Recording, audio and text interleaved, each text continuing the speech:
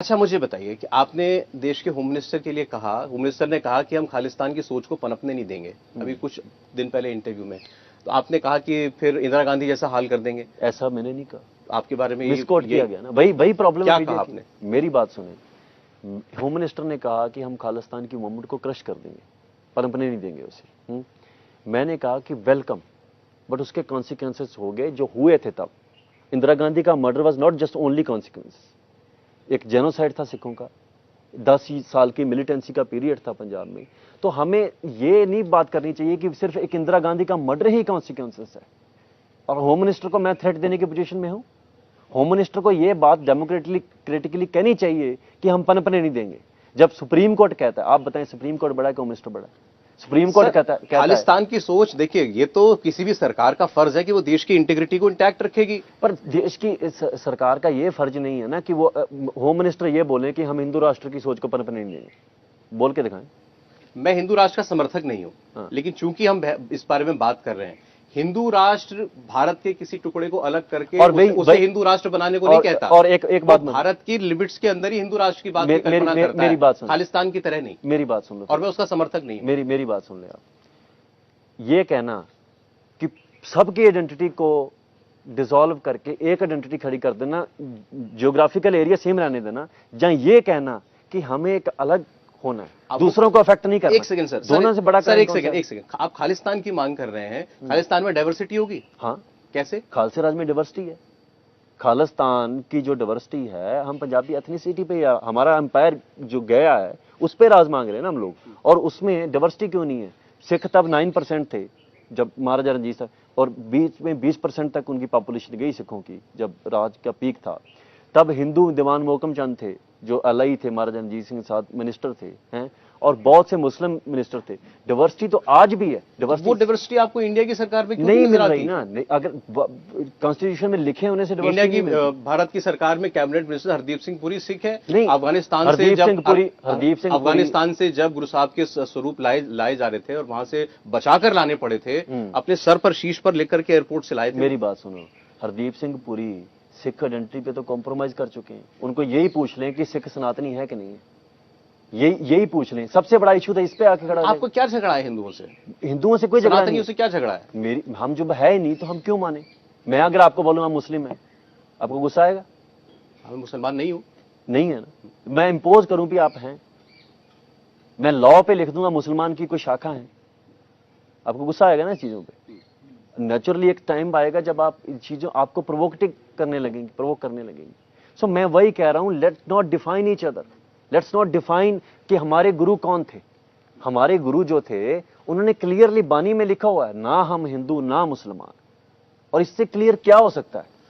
तो एक वक्त तो वो भी था, मेरे पता नहीं आज होता है कि नहीं होता, कि हिंदू परिवारों का बड़ा बेटा वो गुरु के नाम किया जाता था, वो आपकी तरह केशधारी होता था। मेरी बात सुने, ऐसा होता था कि नहीं होता था?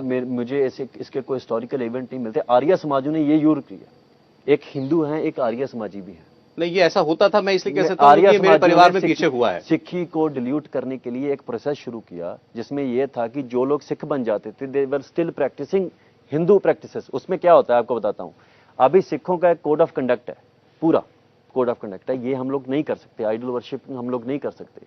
होता क्या है कि आज भी बहुत से ऐसे सिख हैं जिनकी आइडेंटिटी की उनको कंफ्यूजन है, और वो बंदे बाद में कहते देखो हम तो ये कर रहे हैं, आपको क्यों प्रॉब्लम है? अगर मैं यही बात कर रहा हूं कि ऐसा अगर हिस्टोरिकली होता है तो वो सिखों की पोजीशन क्या है? आपको इसमें अच्छा ये आपको अखरता क्यों है? ये तो ये कुछ कहीं किसी हद तक वेलकम किया जाना चाहिए कि मैं भी ऐसे सिखों को जानता हूं जो मंदिर में भी चले जाते हैं, और बहुत एक सेकंड बहुत सारे हिंदू और पंजाब में रहने वाले तो मुझे लगता है ज्यादातर, बल्कि सभी गुरुद्वारे में शीश नवाते हैं जाकर के। और वो उसका आंसर मैं बताता हूं आपको, ठीक है?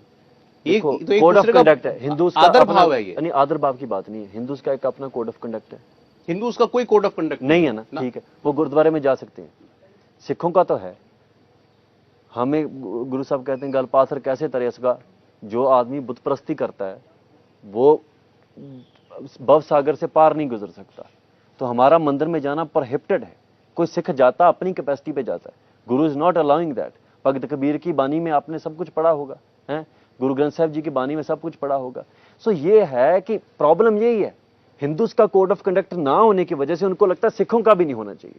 मैं कहता हूं आपको वेलकम है गुरुद्वारे में, ऐसा नहीं है कि आपको वेलकम नहीं है, लेकिन आप इसके बदले में ये उम्मीद ना रखें कि सिख मंदिर में जाएं, जहां वो मतलब वही चीजें गुरुद्वारे में करें जो मंदिर में हो रही है। यही प्रॉब्लम है। अब वेपन लेके हम गुरुद्वारे में जाते हैं, इसमें पता क्यों प्रॉब्लम होती है? गुरुद्वारे में तो वेपन ऑलरेडी पड़े हैं, बंदूकें पड़ी हुई हैं 5 तख्तों पे, 5 तख्त हैं सिखों के, और जो बंदूकें हैं और हथियार हैं उनका प्रकाश गुरु ग्रंथ साहब जी के 2.5 फुट ऊपर होता है, हथियार को ऊपर रखा जाता है 5 तख्तों पे सिखों के।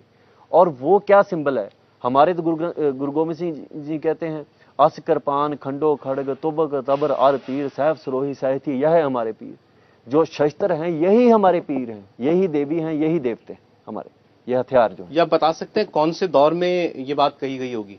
नहीं, दौर तो चेंज नहीं होते। क्योंकि नानक साहब के गुरुजी महाराज के दौर पर तो जंगें नहीं हो रही थी। नहीं हो रही थी, तभी बाबर चढ़ के आ रहा था।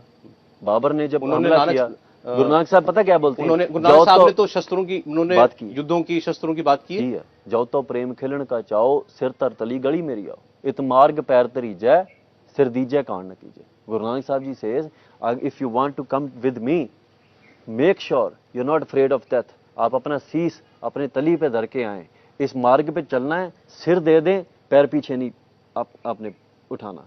गुरु नानक साहब ने युद्ध का भी वर्णन किया है बहुत बड़े, और उसके बाद गुरु अर्जन साहब तक शहादत हुई है शांतमयी। 6वें पातशाह ने 2 तलवारें पहनी, एक मीरी की एक पीरी की, 2 तलवारें। लोग एक पहनते हैं, 6वें पातशाह ने 2 तलवारें पहनी गुरु हरगोबिंद साहिब जी ने। और उसके बाद अकाल तख्त की सृजना होती है। अकाल तख्त का अर्थ ही है कि हम शस्त्रधारी हों। गुरु साहब ने पता क्या बोला? मुझे बेटा में क्या चाहिए? लोग बेट करते थे प्रेम बेटा, उन्होंने कहा मुझे जवानियां और शस्त्र अच्छे से अच्छे घोड़े मुझे चाहिए। सो ये चीजें आप वो, लेकिन वो कृपान रखना जो है वो मैंडेटरी था धर्म के अंदर, लेकिन अब ऑटोमेटिक राइफलें रखना तो नहीं था। नहीं, वेपन होता आपके साथ लोग चलते हैं, आप 20 लोग आपके साथ चलते हैं, बंदूकें होती हैं उनके पास, तो बंदूकें वो किसी को गोली मारने के लिए थोड़ी रखी हुई, फिर क्यों है? अभी देखें हमारे या आपको जान का खतरा है? मैं बता देता हूँ क्या खतरा है हमें। ड्रग का प्रॉब्लम पंजाब में।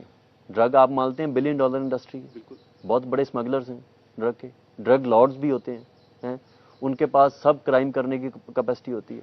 हमने उनके खिलाफ मूवमेंट शुरू की है, तो हमें तो अकेला गवर्नमेंट से थोड़ी खतरा है, हमें तो हर तरफ से खतरा है। तो आपके पास जो हथियारधारी लोग हैं वो सेल्फ डिफेंस के लिए हैं? हमेशा ही होते हैं। चलिए ठीक है, अब अंत में जाते जाते बस एक चीज मैं आपसे पूछ रहा हूं, खालिस्तान की इतनी बात हुई है, आपको जरा भी डर नहीं लगता कि पंजाब कहीं वही लेट 70s 80s के 90s के दौर में नहीं चला जाएगा? नहीं जाएगा। इतना खून खराबा हुआ है। अगर गवर्नमेंट तब भी निरंकारी कांड से सब कुछ शुरू हुआ था।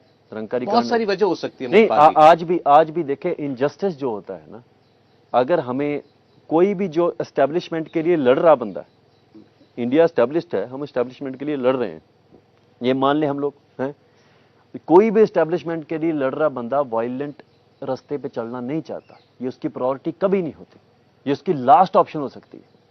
सो ये हम पे बोझ डालना। नहीं, ये ऑप्शन रखी हुई है आपने अपने लिए? मैंने नहीं रखी हुई, लेकिन अगर मेरे पास कोई ऑप्शन ही ना होगी तो मुझे क्या